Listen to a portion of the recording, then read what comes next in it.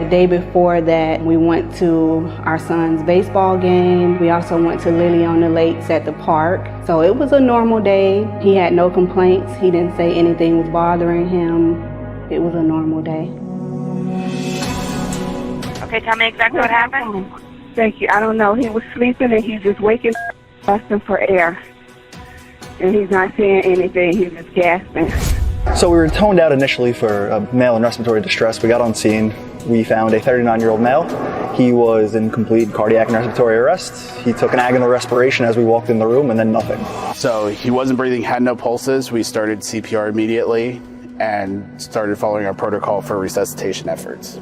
This was one of the first times we'd gotten a chance to work with this particular EMS crew. So it's kind of like having a new team. We haven't worked together much. I remember mostly it was very prolonged. It was one of the longest codes I've ever worked that had such a positive outcome. They were giving us updates to, not that he was improving, that we should not expect anything. Even though we seen movement, anything that we would ask, it was negative. It was basically, if he wakes up, if he moves, he may not walk, he may not talk. He may not have memory because of the amount of time that he was out.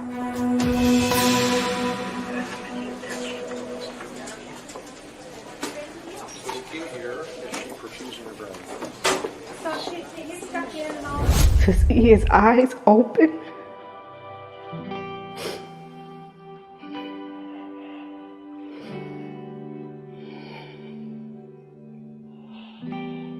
Just to see his eyes open and recognize who we are was just unbelievable. Due to everything that the doctors were telling us, it's like a miracle. He's a miracle to them. They don't know what happened.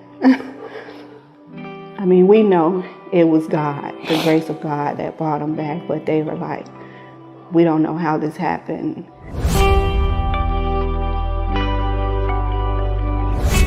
Who I saw first, I remember hearing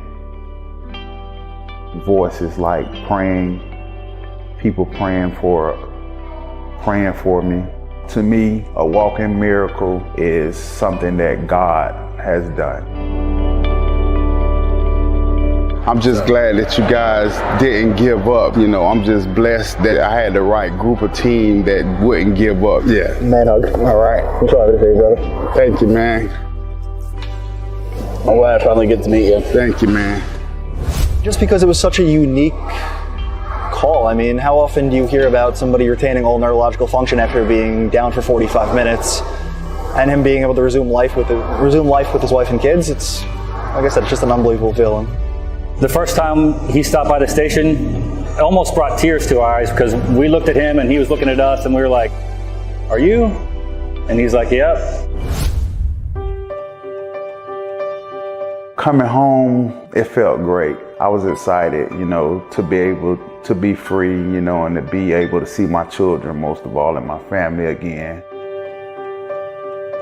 Well, I like to say to the guys that revived me and that was here that night that they are special. My heart goes out to them, from my family, from my church members, everybody. We thank them so much. I hope they have a blessed life from here on out, you know, and keep continuing to doing what they do.